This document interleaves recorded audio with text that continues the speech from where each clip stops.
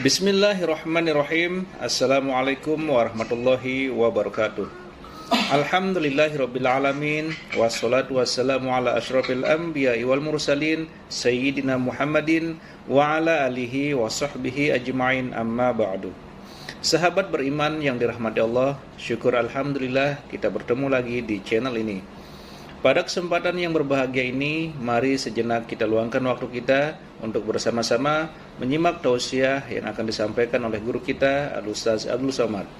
Tentunya banyak sekali ilmu, hikmah, dan manfaat yang bisa kita jadikan pelajaran dalam kehidupan kita sehari-hari. Berikut ini mari kita simak bersama isi tausiah beliau. Selamat mendengarkan. Dajjal udah hadir. Mana bukti Dajjal udah hadir? Kurma bisan tidak lagi berbuah. Bila kurma besan tidak berbuah, Dajjal dah tak datang. Kurma besan sekarang sudah berkurang, tak berbuah. Lalu kemudian apa lagi? Ain Zuhar, mata air dari Ain Zuhar sudah kering. Sudah kering. Oleh sebab itu, tapi manakala dulu datang Habib Umar bin Hafiz, saya hadir majelis itu, adalah seorang bertanya, Habib, ya, Imam Mahdi dah lahir atau belum? Saya tengok, Habib menjawab, sepertinya dia macam tak suka pertanyaan. Kata dia, kita tak perlu mencari-cari dia dah lahir atau belum, kampung dia di mana, dia lahir di hospital mana, dia tak perlu. Yang perlu kita siapkan adalah iman dan takwa pengetahuan kita, supaya kita jangan sampai terkecoh, supaya kita boleh membezakan mana hak, mana batil, mana betul, mana salah, mana lurus, mana bengkok, mana hitam, mana putih. Sehingga dengan istiqomahnya kita beribadah ini, kita boleh membezakan mana Al-Masih yang original, yang asli, mana Al-Masih Ad-Dajjal. Makanya tadi sebelum salam kita berkata, Allahumma inni a'udzubika min adzabi jahannam wa min adzabil qabri wa min fitnatil mahya wal mamat wa min syarri fitnatil masihid dajjal. Nanti di akhir zaman itu akan banyak pembunuhan. Dulu pun banyak juga pembunuhan, tapi tak banyak sekarang. Pembunuhan di Palestina sampai sekarang tak berakhir. Dulu imam-imam masjid, imam salat tarawih dulu di Masjidil Haram, Allahumma ansuril Islam wal muslimina fi Palestina. Dulu satu aja. Selepas itu bertambah, Allahumma ansuril Islam wal muslimina fi Palestina wa Suriah. Selepas itu bertambah lagi, Allahumma ansuril Islam wal muslimina fi Palestina wa Suriah wal Yaman. Diambil dari kita, diambil dari bab zuhurul fitan. Zuhur muncul, tampak, datang. Fitan jamak dari kata fitnah. Fitnah satu, dua fitnatan, tiga fitan. Diriwayatkan dari as-sahabi al-jalil, sahabat yang mulia bernama Abdurrahman, ayahnya Sakhar, kampungnya Daus. Nama lengkapnya Abdurrahman bin Sakhar Ad-Dausi. Kerana selalu membawa kucing dipanggil Abu Hurairah. Nabi memanggil dia, ya Abahir, wahai bapak kucing. Ya Abahir, wahai engkau orang yang selalu membawa kucing. Hatinya lembut tak sampai hati dia menengok ada kucing tak makan, dia bagi makan. Abu Hurairah radhiyallahu anhu. Apa kata Abu Hurairah radhiyallahu anhu? Aku mendengar Nabi SAW bersabda, di antara tanda-tanda dekatnya hari kiamat itu adalah, dalam hadisnya ada 5. Yang pertama, yataqarabuz zaman. Zaman, masa, waktu makin pendek, makin singkat, makin tak terasa. Dulu nampak budak-budak, sekarang dah jadi mak budak-budak. Dulu nampaknya lama zaman masa ni, sekarang cepat saja. Dari pagi ke petang, petang ke pagi, pagi ke petang, petang ke pagi. Bahkan sekarang ada pula orang yang tak tahu petang, tak tahu pagi. Pagi tidur, petang tidur. Tak terasa saya ini sudah 8 kali datang ke Kuala Lumpur. Awal-awal sekali 2014, 2015, 16, 17, 18, 19, 20. Sudah kali yang ke-7. Saya datang setahun sekali saja setiap bulan Februari. Bulan Februari datang. Rupanya dah yang ke-7 kali. Bulan Februari. Ini saya bagi tahu supaya kita semua faham. Saya datang bulan Februari. Supaya tak datang balik, datang balik, datang balik, datang balik. Sekali datang dari tarikh 2 hingga 9. Pusing, balik. Rupanya sudah kali ke-7, ke-8 kali datang menyampaikan tazkirah. Tak terasa. Dulu saya datang kemari belajar di UKM tahun 2003. Sekarang sudah 2020, 17 tahun. Tak terasa. Yataqarabuz zaman. Tanda-tanda kiamat, fitnah akhir zaman sudah dekat adalah yataqarabuz zaman, kata Nabi SAW. Waktu tak terasa. Tak terasa. Tak terasa dah engkau dah datang. Tak terasa waktu begitu cepat engkau sudah datang saja nak menagih hutang. Orang berhutang ni pun rupanya tak terasa juga orang datang. Yang memberi pinjaman pula terasa lama betul. Apakah beza antara 5 minit dulu dengan 5 minit sekarang? Sama. Apakah beza antara 24 hours, 24 jam dulu dengan 24 jam zaman Nabi dengan 24 jam zaman sekarang? Sama.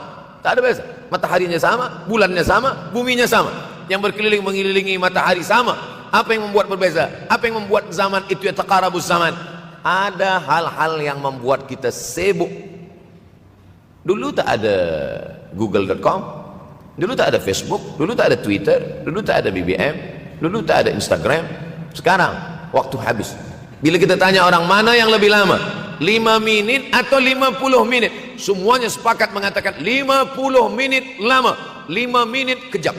Saya tanya 2 kali, pelajar-pelajar, penuntut-penuntut, mana yang lebih lama, 5 menit atau 50 menit? Semuanya berkata 50 menit lebih lama daripada 5 menit. Lepas itu saya balik, mana yang lebih lama, 5 menit menunggu azan maghrib bulan puasa, 50 menit status FB, Instagram. Oh, lebih lama 5 menit menunggu azan maghrib. 5 menit menunggu azan maghrib bulan puasa macam-macam mati jam.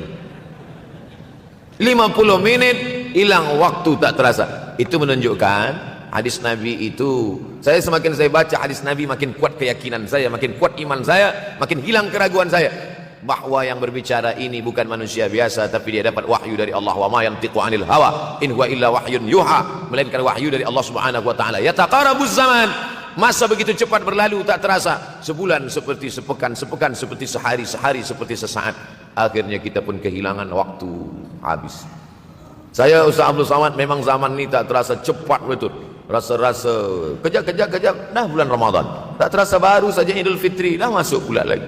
Masya Allah, begitu cepatnya masa berlalu. Maka jangan sampai saya semakin saya baca hadis ini, semakin kuat keyakinan saya bahwa Nabi Muhammad SAW mendapat wahyu dari Allah Subhanahu wa taala, semakin kuat keyakinan dan keimanan. Kenapa? Seandainya Nabi berkata zaman nanti di akhir zaman itu semakin cepat, semakin dekat, semakin berlalu tak terasa, tapi kemudian zaman yang kita lalui tak sama seperti yang dikatakan Nabi. Mungkin datang juga keraguan dalam hati, betulkah ini? Tapi ternyata 1441 tahun lampau, 1440 tahun yang lalu Nabi mengatakan, dan hari ini terbukti zaman begitu cepat berlalu. Masya Allah, tabarakallah. Hari inilah ditemukan internet, hari ini datang television, hari ini datang WhatsApp, hari ini datang yang melalaikan kita daripada Allah Subhanahu wa taala. Sehingga waktu datang sembang-sembang, cerita-cerita, tengok ini, update ini, tulis ini, tengok ini, pandang ini, habis waktu berlalu. Padahal waktu inilah yang akan ditanya oleh Allah Subhanahu wa taala. 6 kali Allah bersumpah demi waktu. Terbit fajar, wal fajri wa layalin nashr, masuk waktu subuh, was subhi idza tanaffas, masuk waktu duha, wad duha wal laili idza saja, masuk waktu siang, wan nahari idza tajalla, masuk waktu asar, wal asri innal insana lafi khusr, masuk waktu malam. 2 kali Allah bersumpah demi waktu malam, wal laili idza saja wal laili idza yaghsha. Kenapa hadis ini yang Ustaz bahaskan? Kami nak mendengar hadis tentang Dajjal dah lahir atau belum? Dajjal dah hadir. Mana bukti Dajjal dah hadir? Kurma bisan tidak lagi berbuah. Bila kurma bisan tidak berbuah, Dajjal dah nak datang. Kurma bisan sekarang sudah berkurang, tak berbuah. Lalu kemudian apa lagi? Ain Zuhar, mata air dari Ain Zuhar sudah kering. Sudah kering. Oleh sebab itu, tapi manakala dulu datang Habib Umar bin Hafiz, saya hadir majelis itu, adalah seorang bertanya, Habib, ya, Imam Mahdi dah lahir atau belum? Saya tengok Habib menjawab, sepertinya dia macam tak suka pertanyaan. Kata dia, kita tak perlu mencari-cari dia dah lahir atau belum, kampung dia di mana, dia lahir di hospital mana, dia tak perlu. Yang perlu kita siapkan adalah iman dan takwa, pengetahuan kita, supaya kita jangan sampai terkecoh, supaya kita boleh membezakan mana hak, mana batil, mana betul, mana salah, mana lurus, mana bengkok, mana hitam, mana putih. Sehingga dengan istiqomahnya kita beribadah ini, kita boleh membezakan mana Al-Masih yang original, yang asli, mana Al-Masih Ad-Dajjal. Makanya tadi sebelum salam kita berkata, Allahumma inni a'udzubika min adzabi jahannam wa min adzabil qabri wa min fitnatil mahya wal mamat wa min syarri fitnatil masihid dajjal. Membaca, menghafaz 10 ayat di awal surah Al-Kahfi. Siapa yang menghafaz 10 awal ayat, hadis lain mengatakan 10 akhir, 10 awal 10 akhir, elok dua-duanya. Tapi Masya Allah, tabarakallah, anak-anak kita yang pakai jubah, pakai sorban putih ini, daripada tahfiz Quran, mereka tidak hanya menghafaz 10 awal 10 ujung, dari awal sampai ujung dia hafaz, 30 juzuk dia hafaz. Mudah-mudahan anak-anak kita penghafaz Al-Quran. Allahumma ja'al abna'ana wa banatina min huffazil Qur'an wal hafizat. Jadikan anak-anak kami menjadi para penghafaz Al-Qur'an ya Allah, supaya selamat dia daripada fitnah Al-Masih Ad-Dajjal. Tapi saya pilihkan hadis tentang yang 5 ini. Dengan 5 ini kalau kita amalkan, insya Allah Allah akan selamatkan kita dari fitnah akhir zaman ini. Yang pertama, manfaatkan waktu, karena waktu di akhir zaman ini yataqarabus zaman, karena waktu semakin dekat tak terasa hilang berlalu. Maka isilah waktu ini dengan ibadah. Jangan sampai ada waktu yang kosong. Duduk sejenak kosong berselawat. Allahumma shalli ala sayyidina Muhammad wa ala ali sayyidina Muhammad. Allahumma shalli ala sayyidina Muhammad wa ala ali sayyidina Muhammad. Sempat-sempatkan ambil wudhu, salat duha walau 2 rakaat. Sempat-sempatkan sebelum tidur malam salat witir 3 rakaat, supaya tidur kita sentiasa dalam wudhu dan kita sempat salat witir. Andai mati kita malam itu, insyaallah mati dalam keadaan husnul khatimah. Usolli sunnatal witri 3 rakaatin lillahi ta'ala. Nanti malam jaga tidak witir lagi, hanya tahajud saja. Sempat-sempatkan salat tahajud. Elok amat sangat baik salat wudu 2 rakaat. Usolli sunnatal wudu rakaatain lillahi ta'ala. Selepas salat wudu salat sunat taubat. Usolli sunatat taubat rakaatain lillahi ta'ala. Selepas salat sunat taubat salat sunat hajat. Usolli sunatal hajat. Selepas itu barulah salat sunat tahajud 8 rakaat. Nak tambah lagi 10, 12, 14 elok, tak salah, karena dia tiada batasan. Adakah sahabat Nabi yang melakukan ini? Ada. Qatadah bin Nu'man dari selepas Isya sampai azan subuh. Imam Ahmad bin Ambal dari selepas Isya sampai azan subuh. Bahkan mereka mengkhatamkan Al-Quran dalam tahajud mereka. Maka bahkan ada imam yang disebut dengan As-Sajjad, kerana banyak sujud kepada Allah Subhanahu wa ta'ala. Kerana akhir zaman ini godaan begitu besar. Dulu orang tengah malam tahajud, jam 2 malam, jam 3 malam dia bangun. Kerana dia membaca hadis sab'atun yudhilluhumullah. Ada 7 golongan yang mendapatkan naungan Allah. Yauma la dhilla illa dhilluh. Hari itu tak ada naungan kecuali naungan Allah. Rajulun, ada seseorang. Zakarallah, dia berzikir dengan Allah khalian di tengah malam, tak ada manusia. Fafadat ainahu, menetes air mata. Maka yang pertama ini, jangan sampai kita kehilangan waktu, kerana waktu kasaif. Waktu ini seperti pedang. Illam taqta'hu qata'aka. Kalau tidak kau patahkan dia. Kalau kau dapat pedang, patahkan. Sebab kalau tidak kau patahkan, dia yang akan memotong engkau, mematahkan tulang-tulang engkau. Waktu ini kalau tidak kita manfaatkan, kita akan ditanya tentang waktu, kemana saja waktu yang sudah kau pakai. Inna sam'a, pendengaran, wal basar, penglihatan, wal fuad, hati, kullu ulaika kana anhu mas'ula. Semua akan disoal, semua akan diminta tanggung jawab di hadapan Allah. Kemana waktu yang sudah aku bagi dulu engkau pakai? Yang pertama nanti ditanya, la tazulu qadama 'abdin yaumal qiyamah. Kaki anak Adam tidak akan bergeser, tidak akan beralih dari tempat tegaknya pada hari kiamat, hatta yus'al, sampai dia disoal, sampai dia ditanya. La tus'alunna yauma idzin 'anin na'im. Banyak yang akan ditanya nanti, tapi Nabi bagi tahu di antara yang akan ditanya dari sekian banyak nikmat itu 4. Yang pertama, an umrihi fima afnah. Umur kemana engkau habiskan? Hari ini ada anak-anak muda belia umurnya 17 tahun. 17 tahun habis menghafaz Al-Quran. 17 tahun habis iktikaf dalam masjid. 17 tahun habis berzikir, berjubah, bersorban, mengabdikan ilmu, berkhidmat kepada ulama. 17 tahun habis. Tapi ada pula yang dibalik, 71 tahun habis. Rumah, office, kopi, rumah, office, kopi, rumah, office, kopi, batuk, mati habis. Nah, apa yang dapat kita bawa menghadap Allah SWT? Yang pertama, yataqarabuz zaman. Yang kedua adalah wa yanqusul ilmu. Ilmu semakin berkurang. Kalau sudah ilmu berkurang, apa yang bertambah? Jahil. Kalau ilmu bertambah, jahil berkurang. Kalau ilmu berkurang, jahil bertambah. Mana ada orang jahil cakapnya didengar orang? Saya dulu awal-awal membaca hadis ini, wa yanqusul ilmu. Ilmu berkurang, jahil bertambah. Rasanya tak mungkin, tak logik, tak masuk akal. Mana ada orang tak berilmu cakap dia didengar? Sekarang baru saya faham. Dulu orang tak berilmu ditinggalkan orang. Sekarang orang tak berilmu, asal dia pandai berbicara, dia akan didengar orang. Bahkan orang jahil pula punya channel. Apa namanya? Jahil.com. Orang jahil punya channel. Banyak pula follower dia daripada follower kita. Banyak pula viewer dia daripada viewer kita. Sebab apa? Sebab yang menyaksikan tiada berilmu, yang berbicara tiada ilmu. Oleh sebab itu maka kita galakkan menuntut ilmu di majelis-majelis ilmu. Untuk apa Abdul Somad sudah berumur 43 tahun pun masih pergi juga lagi ke Sudan belajar? Apa yang nak dicari ini? Tak lain tak bukan, mudah-mudahan kita termasuk orang yang sampai akhir hidupnya mencari ilmu, insyaAllah. Saya datang kemari bukan niat mengajarkan ilmu. Saya datang ke Malaysia tetap niatnya belajar mencari ilmu. Man salaka tariqan, siapa yang melangkahkan kaki melalui suatu jalan, yaltamisu fihi ilman, siapa yang melalui suatu jalan niatnya untuk mencari ilmu, sahalallahu lahu bihi tariqan ilal jannah, dimudahkan Allah jalannya menuju surga. Innallaha la yantazi'ul ilma intiza'an. Innallaha la yanzi'ul ilma intiza'an. Allah kalau mencabut ilmu, bukan macam mencabut pokok kayu dari tanah. La yantazi'ul ilmu intiza'an. Allah tidak mencabut ilmu macam mencabut pokok kayu dari tanah hingga ke akarnya, enggak. Lalu bagaimana ilmu ini dicabut? Biqabdil ulama, dengan matinya ulama maka habislah ilmu. Meninggal Imam Syafi'i, berkurang ilmu. Meninggal Imam Nawawi, berkurang ilmu. Meninggal Imam Fulan, berkurang ilmu. Maka yang hadir adalah al-juhala. Yang lebih menakutkan lagi adalah al-juhala bi thawbil ulama. Orang jahil dengan pakaian ulama. Abdul Somad tidak mengatakan dirinya ulama. Saya selalunya membacakan ayat Quran, membacakan hadis Nabi, menyampaikan fatwa ulama. Tak pernah saya berceramah, bertausiah. Menurut saya, siapa saya? Siapa kita? Syafi'i manusia, saya manusia. Syafi'i boleh berfatwa, saya juga boleh berfatwa. Imam Syafi'i berfatwa, Al-Quran 30 juzuk dalam kepala dia. Kita juzuk 30 pun kadang-kadang hilang. Imam Syafi'i balik dari masjid ke rumah, dia tutup telinga. Datang orang bertanya, Syafi'i, ya, kenapa engkau tutup telinga? Sebab bila aku dengar dari masjid ke rumah, semua yang aku dengar masuk tu semua aku ingat. Aku takut dia ingat di dalam, maka aku tutup. Kita, yang saya sampaikan tadi pun tak ingat. Oh, Ustaz mengejek kami, enggak. Jangankan yang mendengarkan, yang bercakap pun tak ingat. Nasib baik datang orang Jepun mengingatkan kita. Nah, ini nama dia Sony. Manusia ini lupa.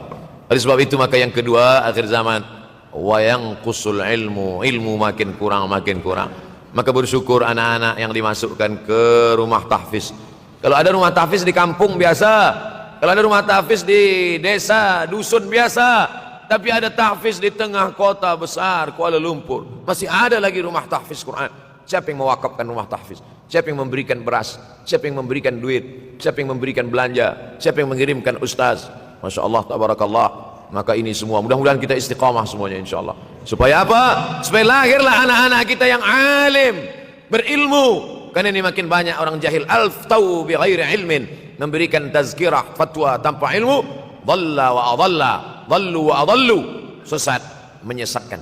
Kalau setakat sesat saja, ini sudahlah sesat, menyesatkan. Na'udzubillah. Masuk yang ketiga. Yang ketiga adalah wa yanqusul ilmu, setelah habisnya ilmu-ilmu ini semua dicabut oleh Allah Subhanahu wa taala, lalu kemudian setelah ilmu dicabut Allah Subhanahu wa taala, wa yulqas syuh. Wa may yuqashuh, sin dengan hak kecil. Wa may yuqashuh nafsihi fa ulaika humul muflihun. Siapa yang selamat daripada sifat syuh, itulah orang yang beruntung. Hayya 'alal falah, mari kita menuju keberuntungan, kemenangan. Siapa orang yang menang? Selamat daripada sifat syuh. Ada orang menerjemahkan syuh ini pelit, bakhil. Bakhil ada yang lebih parah daripada bakhil. Syuh. Bakhil ini, bakhil tidak ingin memberikan uangnya untuk orang lain. Itu bakhil. Dia ada uang 10 ringgit. Uang itu hanya dia makan saja. Dia tak mau walaupun setengah sen kepada orang lain. Itu namanya bakhil. Kalau syuh ini, duit dia simpan, duit orang pula dia makan. Nah, itu syuh. Jadi lebih parah lagi. Oleh sebab itu kalau sudah ilmu ini dicabut, orang menjadi jahil, maka datang penyakit syuh yang ketiga. Apa itu syuh? Hubbud dunya, hubbul mal, wa tuhibbul mala hubban jamma. Engkau sayang kepada harta amat sangat sayang. Dia pegang semuanya sampai tak meleleh, tak menetes walaupun satu tetes. Akhirnya mereka inilah pendusta-pendusta agama. Ara'aital ladzi yukadzibu biddin, tahukah kamu siapa itu yang mendustakan agama? Fadzalikal ladzi yad'ul yatim, mereka itu yang membiarkan anak yatim. Wala yahuddu ala ta'amil miskin, dia tidak mempedulikan makanan orang miskin. Sebab apa? Bukan sebab tak ada harta, sebab syuh. Kenapa syuh? Sebab tak ada ilmu. Tak ada ilmu tentang akhirat. Dia pegang, dia simpan, mati, habis. Yang dia bawa hanyalah 1, 2, 3 helai kain kafan saja. Itulah mengapa Sultan Turki, Sultan Muhammad Al-Fatih, Sultan Abdul Hamid, coba tengok gambar Sultan Muhammad Al-Fatih, Sultan Abdul Hamid Turki dulu. Sorban dia besar-besar. Saya dulu terkejut, lama saya tengok, kenapa sorban orang Turki ini besar-besar. Lama-lama saya baca rupanya sorban orang Turki itu kain kafan. Tuan-tuan balik dari sini beli kain kafan 2 meter, ikatkan kepala, bawa sembahyang supaya ingat mati. Bolehkah menyiapkan kain kafan? Baca kitab Tambihul Mughtarrin, peringatan bagi orang-orang yang tertipu. Di situ ditunjukkan banyak ulama, bahkan mereka menggali tanah di dalam rumahnya, malam-malam dia tahajud, selepas tahajud dia duduk di dalam tanah itu supaya terasa bagaimana rasanya mati. Gali tanah 2 meter, masuk ke dalam.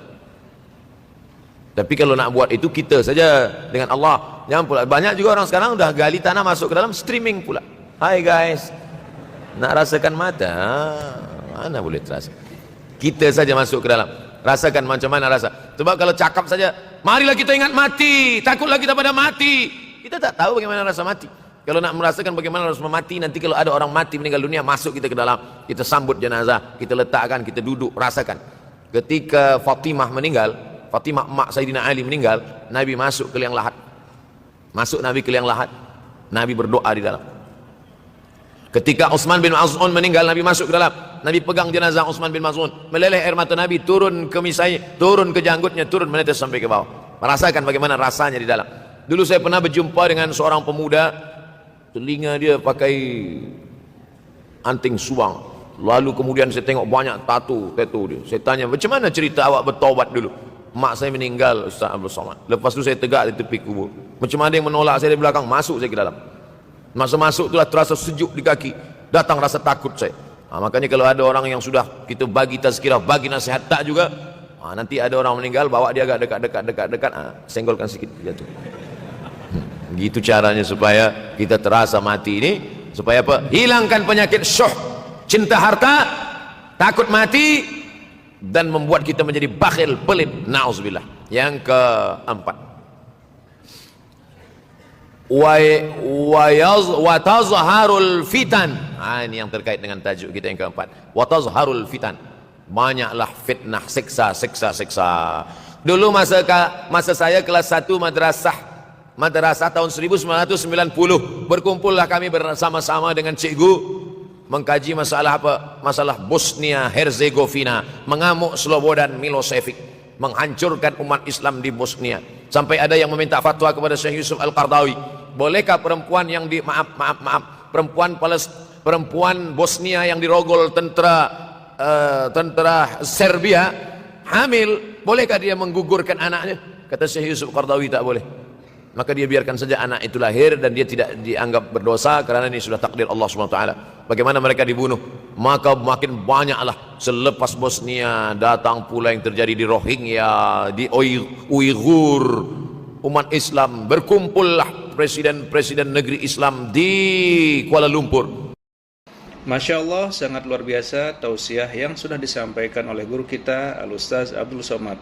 Sahabat beriman yang dimuliakan Allah, tetaplah di channel ini karena kajian ini belum selesai dan masih banyak lagi hal-hal menarik yang akan disampaikan oleh beliau. Mari kita lanjutkan kembali. Selamat mendengarkan. Erdogan datang, kumpul semuanya membahas bagaimana nak menolong Muslim Uighur. Rupanya umat Islam pun tak sanggup nak menolong. Apa yang boleh dilakukan di Uighur? Berdoalah umat Islam. Rupanya Allah kalau mau menolong mudah saja. Mudah saja Allah menolong. Tidak datang rudal skat, tidak datang tentera, tidak datang senjata, cukup datang corona, selesai. Allah Subhanahu wa taala, wa makaru wa makarallah. Mereka membuat tipu daya, Allah balas dengan tipu daya yang lain. In tansurullah, kalau kau tolong, ittaqu da'watal mazlum, takutlah kamu terhadap doa orang-orang yang teraniaya. Fa innahu laisa bainahu wa bainallahi hijab, karena di antara dia dengan Allah tak ada hijab sama sekali. Wa yakthurul wa tazharul fitan, banyaklah fitnah. Yang terakhir, yang kelima, wa yakthurul haraj. Wa yakthurul haraj, banyak terjadi haraj, kata Nabi. Sahabat pun bertanya, ya Rasulullah, wa mal haraj? Apa haraj itu ya Rasulullah? Kata Nabi SAW, al haraj al qatlu. Nanti di akhir zaman itu akan banyak pembunuhan. Dulu pun banyak juga pembunuhan, tapi tak banyak sekarang. Pembunuhan di Palestina sampai sekarang tak berakhir. Pembunuhan Rohingya tak berakhir. Pembunuhan di Uighur, pembunuhan. Dulu imam-imam masjid, imam salat tarawih dulu di Masjidil Haram, Allahumma ansuril Islam wal muslimina fi Palestin. Dulu satu aja. Lepas itu bertambah, Allahumma ansuril Islam wal muslimina fi Palestin wa Suriah. Selepas itu bertambah lagi, Allahumma ansuril Islam wal muslimina fi Palestin wa Suriah wal Yaman. Selepas itu bertambah wa Uighur wa, akhirnya wa fi kulli makan. Semakin bertambah. Oleh sebab itu maka ini di antara fitnah akhir zaman. Man lam yahtam bi amril muslimin falaysa minhum. Selepas kita kaji hadis ini, apa tujuan kita? Tujuan kita semakin menguatkan keyakinan, banyak-banyak beribadah, nasihatkan anak menantu, sahabat, jiran, tetangga supaya semakin istiqamah menjalankan syariat, rajin-rajin sholat berjamaah, banyak-banyak berzikir, hatamkan Al-Quran, banyak-banyak berinfak, banyak-banyak bersedekah. Andai mati kita, insya Allah mati dalam keadaan husnul khatimah. Alhamdulillahirrabbilalamin. Demikianlah tausiah penuh ilmu, hikmah dan manfaat yang sudah disampaikan oleh guru kita Al-Ustaz Abdul Somad. Sahabat beriman yang dimuliakan Allah, mari kita doakan guru kita, semoga beliau selalu diberikan kesehatan dan dimudahkan segala urusannya. Dan buat sahabat semua yang sudah setia menyimak tausiah ini sampai selesai, saya ucapkan terima kasih banyak. Doa dan harapan saya semoga sahabat semua selalu diberikan kesehatan, dimudahkan segala urusannya dan dilancarkan rezekinya. Amin ya rabbal alamin. Demikian yang dapat saya bagikan, kurang lebihnya mohon maaf. Sampai bertemu lagi di tausiah berikutnya. Wabillahi taufik wal hidayah, waridha wal inayah. Wassalamualaikum warahmatullahi wabarakatuh. Setelah kita mendengarkan bersama tausiah yang sangat luar biasa yang sudah disampaikan oleh guru kita Al-Ustaz Abdul Somad, sekarang mari kita lanjutkan aktivitas kita masing-masing. Semoga apa yang sudah beliau sampaikan kepada kita semua menjadi ilmu yang bermanfaat dalam kehidupan kita sehari-hari. Amin ya rabbal alamin. Selamat beraktivitas buat sahabat semua. Sampai bertemu lagi di video berikutnya. Wassalamualaikum warahmatullahi wabarakatuh.